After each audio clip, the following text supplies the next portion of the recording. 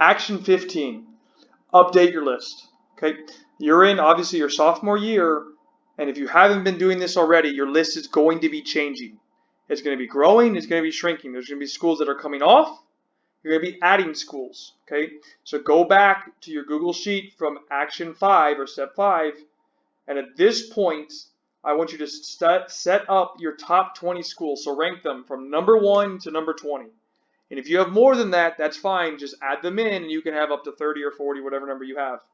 Okay? The reason why I want you to have this is so you know and you can understand, you can have it mapped out in front of you. This is your roadmap, your game plan of how you're going to get to that number 1 school. At the same token, though, you need to understand that it might not happen. Okay? And it might be because you fall out of love with the school, it might not work for you anymore, a coaching change, there's a whole bunch of scenarios that could happen that could change your dream school from being your dream school. It happened to me.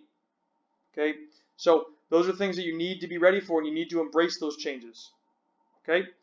So understand that those type of things are going to happen and you need to be okay with that.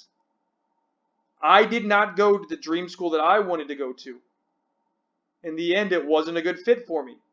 Too many students, too big of a campus, and it didn't work out for me in that way. So those are things that you need to be understanding of. Okay, but get that set up. Go back and set up those top 20 schools. Okay, Action 16, exposure.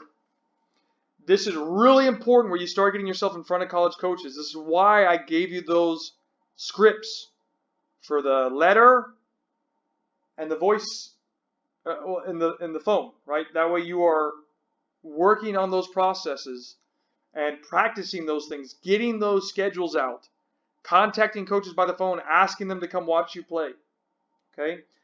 When you call them or you give them the schedule, it needs to be a month in advance. If you don't give them that kind of time, one, it shows you're not really respecting them, and then two, their schedules are going to be hectic. They might not be able to watch without enough time's notice, obviously. Okay?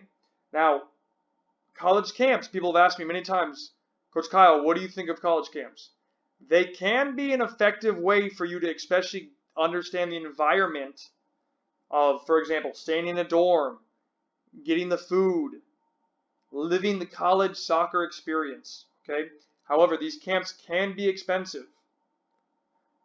Right, $400 to $600. I did a couple D1 school camps. I did one school in particular twice. It cost me $500 each time, and I did not go to that school. Didn't have an offer.